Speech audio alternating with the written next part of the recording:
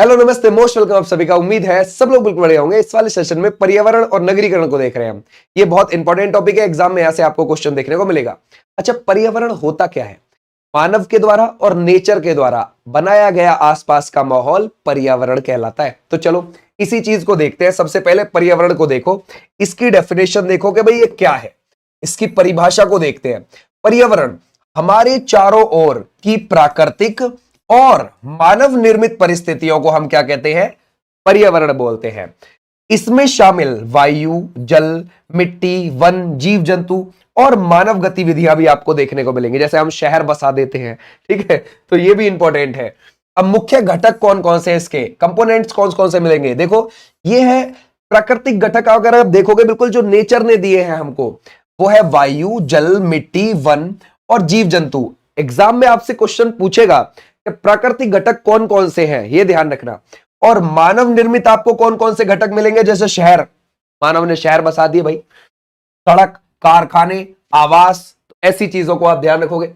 अब देखो, यहां पर देखना है कि भाई समस्या क्या है पर्यावरण की, और कारण क्या है, और उसका प्रभाव क्या पड़ता है। जैसे एग्जाम्पल के लिए वायु प्रदूषण। वायु प्रदूषण का कारण क्या है, क्यों होता है? ये वाहन की वजह से होता है। मान के चलो तुमने साइलेंसर खोला हुआ और धुआं दे रही है तुम्हारी बाइक, और उड़ाने पे लगे हुए और है ना। या फिर अगर आप वाहन ना भी धुआं दे रहा है फिर भी वो प्रदूषण फैला रहा है, ये भी ध्यान रखना।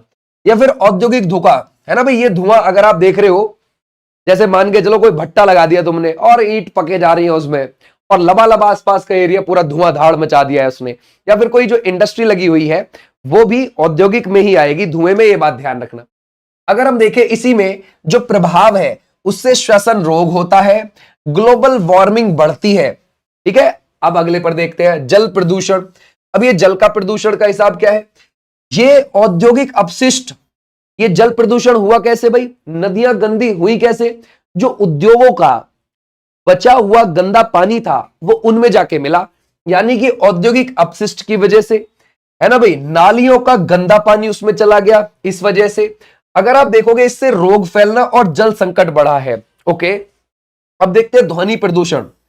मान के चलो आप जाम में खड़े हुए हैं कहीं, और आप जो है अपनी बाइक का हॉर्न पी पी पी पी पाव पाव पाव बजाए जा रहे हैं अगला आदमी फ्रस्ट्रेट हो जा रहा है, बहुत ज्यादा परेशान हो जा रहा है। फिर और कोई बाइक वाला भी होगा, फिर और कोई स्कूटर वाला भी होगा, कोई और कार वाला भी होगा, तो ये ध्वनि प्रदूषण में आता है। इससे फ्रस्ट्रेशन बढ़ती है, ब्लड प्रेशर बहुत ज्यादा बढ़ता है इंसान का, समझिए, गुस्सा, चिड़चिड़ापन हो जाता है इंसान को।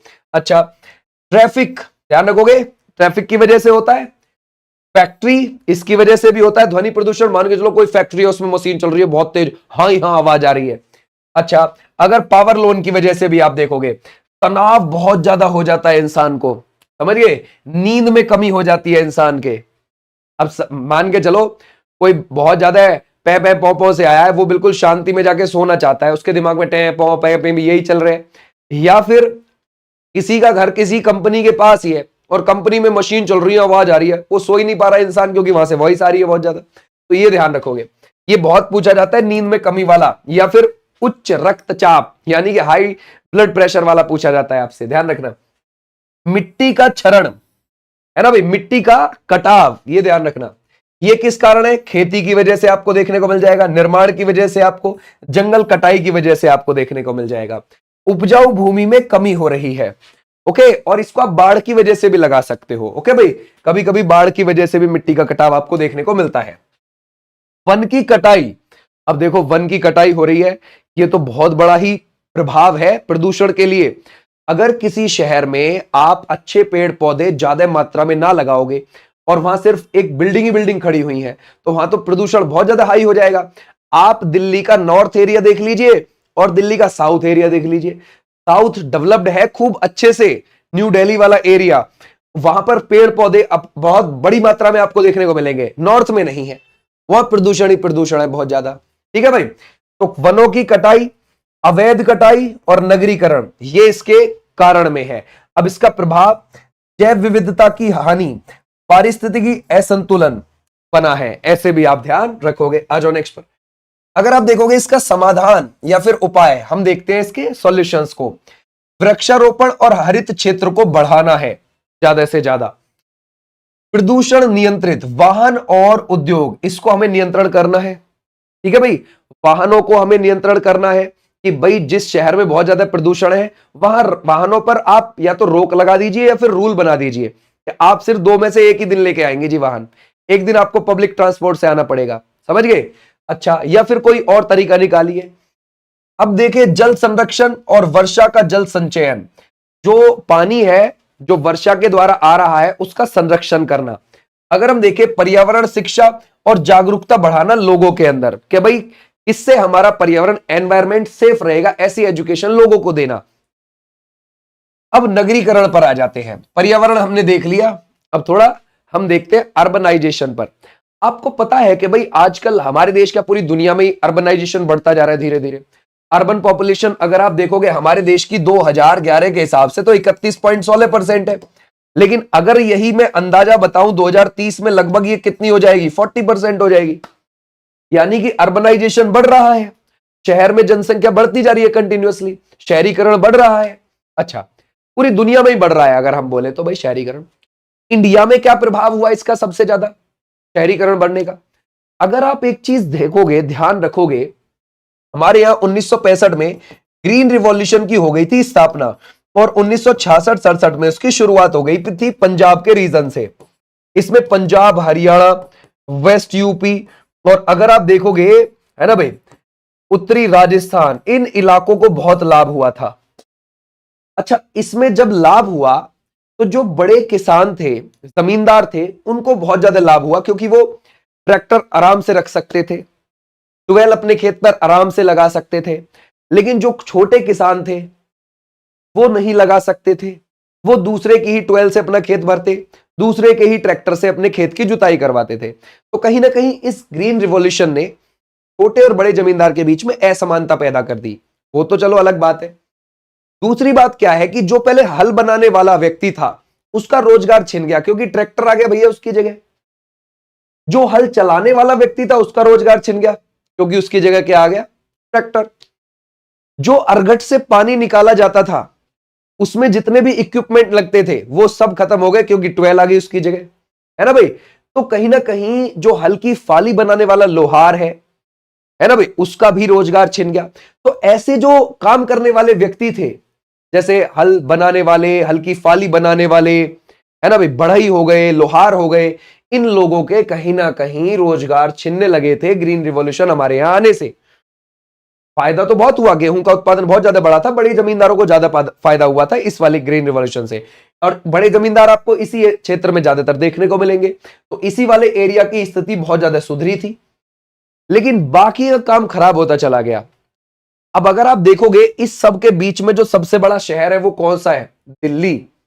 तो दिल्ली का शहरीकरण बढ़ना शुरू हो गया। दिल्ली जैसे अगर आप देखोगे जिन जिन के रोजगार छिनते गए वो दिल्ली की ओर शिफ्ट होते गए, वो शहरों में गए रोजगार प्राप्त करने के लिए, शहरीकरण बढ़ने लगा।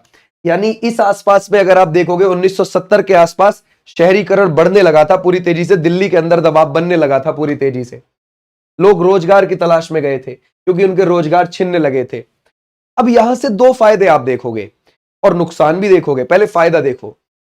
अब मान के चलो ट्रैक्टर बन रहा है तो ट्रैक्टर के पार्ट बनाने के लिए कंपनी भी लगेगी शहर में, सीधी सी बात है, शहर में कंपनी लगी। अब कंपनी लगी है तो उसमें लोगों को रोजगार भी मिलेगा।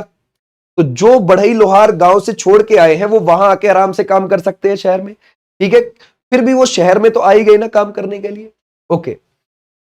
लेकिन उससे नुकसान क्या हुआ? नुकसान ये हुआ कि जब वो कंपनी लगी है तो उसी से प्रदूषण भी बढ़ा, है ना, प्रदूषण बढ़ा है उस कंपनी से, सीधी सी बात है। दूसरी बात, जब वो खेतों में लगाने वाली जो दवाई यूज हो रही है उससे पैदावार तो बढ़ रही है लेकिन उसी दवाई से बीमारियां भी बढ़ रही हैं। तो कहीं ना कहीं पॉजिटिव नेगेटिव दोनों इम्पैक्ट इसने डाले थे रिवॉल्यूशन से। और इसका नगरीकरण से बहुत बड़ा लेना देना है इंडिया के अंदर, तभी से हमारे यहां पर नगरीकरण बहुत तेजी से बढ़ा। अब लोगों को तब उस समय यह लगने लगा यार 1970 के आसपास कि शहर में जाने पे तो रोजगार मिलता है। ग्रीन रिवॉल्यूशन ने एक तरीके से यह बता दिया कि शहर भगो, शहर में तो रोजगार है। अब लोगों को लगा कि सब रोजगार सिर्फ शहर में ही है, चलो यहां से। अब लोगों के अंदर बाकी और भी रोजगार प्राप्त करने की होड़ लग गई और शहरों की ओर जाने लगे ज्यादातर लोग। और सिर्फ दिल्ली के आसपास के क्षेत्र के ही नहीं, बाकी हमारे इंडिया के भी शहरीकरण बढ़ना शुरू हो गया। अलग अलग शहरों का लोग चल दिए शहरों में।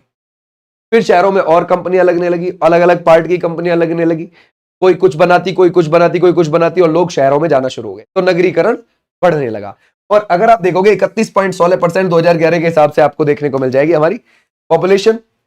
2030 तक यही 40% होने का अनुमान है। अब नगरीकरण की हम थोड़ा सा परिभाषा देख लेते हैं एक बार। इसकी जो परिभाषा है, डेफिनेशन है, ग्रामीण क्षेत्रों से शहरों की ओर जनसंख्या का बढ़ना और शहरों का विस्तार होना नगरीकरण कहलाता है। ओके, अगर आप देखोगे कारक क्या है भाई, इसके कॉजेज क्या है, सबसे पहला रोजगार के अवसर है ना भाई, इसीलिए आते हैं शहरों के अंदर लोग बाग ज्यादातर। ठीक है भाई। अच्छा, शिक्षा और स्वास्थ्य सुविधाएं भी मिलने लगी। जब एक बात बताओ, सरकार को यह लग रहा है कि बहुत सारे लोग शहर में काम कर रहे हैं भाई, और उन्हीं से हमारे देश की ज्यादातर जीडीपी चल रही है, तो सरकार उन्हीं लोगों को क्या देने की कोशिश करेगी? सबसे पहले स्वास्थ्य सुविधा, शिक्षा सुविधा, जो उनको कमा के दे रहा है ज्यादा। सीधी सी बात है, तो सरकार ने उसी ओर ध्यान दिया। अब आप सोचोगे सर क्या कृषि हमारा जोर नहीं दे रही है? देखो, जब हम आजाद हुए थे ना 1947 में, हमारी कृषि 75% हमारी जीडीपी में योगदान दे रही थी। और जो भी जैसे जैसे देश, कोई भी डेवलपिंग नेशन होता चला जाता है ना, जो विकासशील देश होता है, उसमें ज्यादातर योगदान हो जाता है सर्विस सेक्टर का। समझ गए भाई, सर्विस सेक्टर का। आज हमारी सर्विस सेक्टर लगभग 60% योगदान दे रहा है अकेला, समझ गए इस टाइम पे। और हमारी आज कृषि, अगर आप 2026 के हिसाब से देखोगे, है ना, कृषि लगभग 17% दे रही है हमारी जीडीपी में योगदान। इसका मतलब ये नहीं है कि कृषि कम होनी शुरू होगी ना, कृषि अभी भी वैसी, सर्विस सेक्टर बहुत ज्यादा बढ़ गया, समझ गए। इसका मतलब ये नहीं है कि भाई कृषि हमारे यहां कम होनी शुरू होगी ना, कृषि का तो उत्पादन बढ़ा है, साल दर साल आगे बढ़ा है, लेकिन सर्विस सेक्टर कहीं गुना तेजी से आगे गया। जो भी डेवलपिंग नेशन होते हैं, सर्विस सेक्टर का आगे रहता है उसमें योगदान।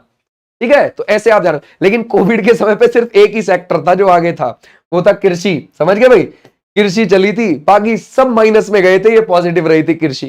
समझ गए, ये चलो अलग बात है। तो शिक्षा और स्वास्थ्य सुविधाएं शहरों में मिलने लगी, लोग बाग जाने लगे भाई। बेहतर परिवहन और कनेक्टिविटी मिलने लगी उनको। अगर अपने रोजगार पे जाना है, टम्पू में बैठे निकल लिए थोड़ी सी दूर पे।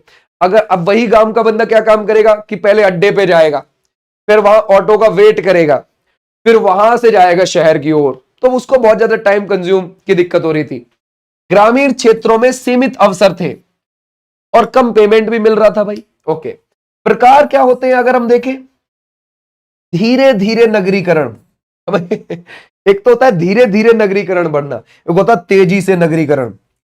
ठीक है, तो हमारा राइट आंसर, अगर हम इन दोनों को देखेंगे, पेपर में कभी कभी पूछ सकता है कि हमें प्रकार बता दीजिए, 2 प्रकार बताओगे नगरीकरण के। ठीक है भाई, धीरे धीरे और तेजी से। आ जाओ भी नेक्स्ट पर। लाभ, एडवांटेज देखते हैं भाई नगरीकरण के क्या मिलेंगे हमें। रोजगार और उद्योग का विकास हुआ जी, सरकार को बढ़िया लगा ये हिसाब। शिक्षा और स्वास्थ्य सुविधाओं में सुधार हुआ, आर्थिक गतिविधियों में वृद्धि हुई, तकनीकी और सांस्कृतिक विकास हुआ। ठीक है, आ जाओ नेक्स्ट पर। अब देखो इसकी हानि क्या रही भाई। भैया हानि ये रही कि वायु जल ध्वनि प्रदूषण बढ़ने लगा, जो अभी हाल है शहरों का। ट्रैफिक जाम, आवास संकट होने लगा, क्योंकि आवास संकट तो बढ़ेगा ही बढ़ेगा। शहर में लिमिटेड बिल्डिंग बनी हुई है, तुम ठोके जा रहे हो, उसमें जाए जा रहे हो, समझ गए। तो फिर और बनाने पड़ेंगे बाहर, वाइड होना पड़ेगा शहर को। हमारे इंडिया में तो दिल्ली पर इतना ज्यादा दबाव पड़ने लगा था 1960 के आसपास ही के नेहरू जी ने ये सोच लिया कि भाई हमें तो दिल्ली ही जैसी सुविधाएं दिल्ली के बाहर देनी पड़ेंगी। यानी कि 3 तरफ से दिल्ली को हरियाणा घेरता है और एक तरफ से यूपी घेरता है, तो ऐसा कुछ बनाना पड़ेगा कि लोग दिल्ली ना आए, दिल्ली के बाहर ही आके बस जाए। जो बिहार से आ रहे हैं, यूपी से आ रहे हैं, समझ गए, या फिर दूर दराज पंजाब से आ रहे हैं, कोई राजस्थान से आ रहे हैं, वो दिल्ली के बाहर ही बस जाए, आके दिल्ली तक ना पहुंचे, क्योंकि दिल्ली पे दबाव बन गया बहुत ज्यादा। मास्टर प्लान था ये उस समय का, लेकिन उस समय एग्जीक्यूट नहीं हो पाया। 1985 में एनसीआर नियम बना, कानून बना, और फिर दिल्ली को 1991 में एनसीआर घोषित किया गया, समझ गए, जिसको हम एनसीटी बोलते हैं, नेशनल कैपिटल टेरिटरी। और फिर इसमें यूपी के आज 8 जिले आते हैं, हरियाणा के इसमें 14 जिले आते हैं और 2 राजस्थान के आते हैं। राजस्थान की तो दिल्ली से सीमा भी नहीं लगती, फिर भी 2 आते हैं उसके बड़े बड़े जिले। अगर आप देखोगे अलवर है, भरतपुर है, बड़े बड़े जिले अच्छे खासे राजस्थान के, वो भी आते हैं, समझ गए। और ये पूरा एक एनसीआर एरिया डेवलप होने लगा और सरकार ने दिल्ली ही जैसी सुविधाएं इस एनसीआर में देनी शुरू कर दी। अब लोग बाग आए, वहीं आके बसने लगे, एनसीआर भी वाइड होने लगा, समझ गए। तो दिल्ली का एनसीआर कितना बड़ा एरिया हो गया और सरकार की आने वाले समय में मंशा है कि हो सकता है सरकार दिल्ली को एक पूर्ण राज्य का दर्जा दे दे और इस एनसीआर वाले रीजन को पूरा दिल्ली में ही शामिल कर दे, हो सकता है इन फ्यूचर। ओके, तो हानि क्या हुई भाई, ये हमने देखा, हरित भूमि और कृषि भूमि में कमी हुई। अगर आप देखोगे, मान के चलो मैं ये कहने लगूं कि ये जो नोएडा वाला एरिया है, जब सरकार ने इसको बसाना शुरू करा, पूरे खेत के खेत उजड़ते हुए चले गए, अच्छी खासी भूमि उजड़ती हुई चलेगी। फिर ग्रेटर नोएडा को ले लो आप, नोएडा के आगे ही ग्रेटर नोएडा आपको देखने को मिल जाएगा, वहां पर भी अच्छी भूमि जाने लगी किसानों की जो उपजाऊ थी। तो इसीलिए कभी कभी इसकी आलोचना भी होती है कि भाई तुमने उपजाऊ भूमि को उजाड़ दिया, वो नहीं उजाड़ना चाहिए था, समझ गए। आगे देखते हैं, कचरा प्रबंधन और सफाई की समस्या आने लगी। अब एक बात बताओ, शहर इतना बड़ा हो गया, ठीक है, क्या तुम्हें शहर से निकलने में ही 2-3 घंटे लग जा रहे हैं, तुम अपने कचरे को लेकर जाए जा रहे हो, बस कहां जाए फेंकने के लिए पता नहीं, क्योंकि एनसीआर भी बहुत बड़ा हो गया, कहां तक लेकर जाओगे। और ये सिर्फ दिल्ली की ही बात नहीं है, बाकी और शहरों की भी बात है, जाए जा रहे हैं आप प्रबंधन करने के लिए। फिर सरकार ने सोचा कि यार हम इतना दूर कहां ही जाएंगे कचरा प्रबंधन के लिए, एक काम करते हैं, यहीं दिल्ली में एक पहाड़ बना देते हैं। तो दिल्ली में कचरे के 3 बड़े पहाड़ बन गए थे तो सरकार को लगा यार यहीं इकट्ठा कर देते, वो पहाड़ का पहाड़ बनता चला गया, ठीक है भाई। तो ऐसे भी आप ध्यान रखोगे। पर्यावरण और नगरीकरण का संबंध देखते हैं अब थोड़ा सा। ओके, तेज नगरीकरण हुआ तो पर्यावरण पर दबाव बढ़ता है, यह ध्यान रखना। परिणाम प्रदूषण, जल संकट, प्राकृतिक संसाधनों की कमी आती है, सही बात है। समाधान क्या है, सस्टेनेबल अर्बनाइजेशन होना चाहिए, यानी कि सतत नगरीकरण। सतत मतलब यानी कि लिमिटेड चीजें, जैसे कि मैं अगर आपसे बोलूं चंडीगढ़, चंडीगढ़ इतना सोच समझ के बसाया हुआ शहर है कि वो आने वाले 200-300 साल में भी वैसा ही दिखेगा जैसा आज है, समझ गए। बहुत अच्छी सुविधा है वहां, पेड़ों की भी आपको बढ़िया वहां पर पेड़ पौधे देखने को मिलेंगे, लोगों के लिए चलने की सुविधा भी वहां पर बढ़िया है, कार की सुविधा अलग दी है, और फिर पीछे हट हट के मकान और बिल्डिंग बनी है, बहुत हाईवे से बहुत पीछे हट हट के, ऐसे बिल्कुल चिपक के नहीं बनी। और वहां ऐसा भी नहीं है कि बहुत ऊंची ऊंची बिल्डिंग खड़ी कर दी हो ना, 1 मंजिला 2 मंजिला इनफ, खत्म उसी में, चौड़े चौड़े वाइड वाइड एरिया सेक्टर काटे गए वहां पर, बहुत अच्छी सुविधा। अब क्या है इसका भाई, सतत नगरीकरण, अच्छा एक शहर बसाने के लिए, सस्टेनेबल शहर बसाने के लिए क्या, हरित भवन और स्मार्ट सिटी पर जोर देना है, सार्वजनिक परिवहन और साइकिलिंग पैदल मार्ग पर जोर देना है, शहरी हरित क्षेत्र और पार्क पर जोर देना है, जल पुनर्चक्रण और कचरा प्रबंधन पर जोर देना है। ओके भाई, भारत के संदर्भ में उदाहरण, इंडिया के एग्जांपल्स देखते हैं भैया। तेजी से बढ़ते शहर मुंबई, दिल्ली, बेंगलुरु, हैदराबाद, पुणे आपको देखने को मिल जाएंगे, और भी शहर है। पर्यावरण संरक्षण योजना, राष्ट्रीय हरित योजना, और ये जो चल रही हैं, और स्वच्छ भारत मिशन और जल संरक्षण कार्यक्रम हमने चला रखे हैं, लेकिन इतने अच्छे से ये काम नहीं कर रहे हैं, बस चल रहे हैं आप कह सकते हो।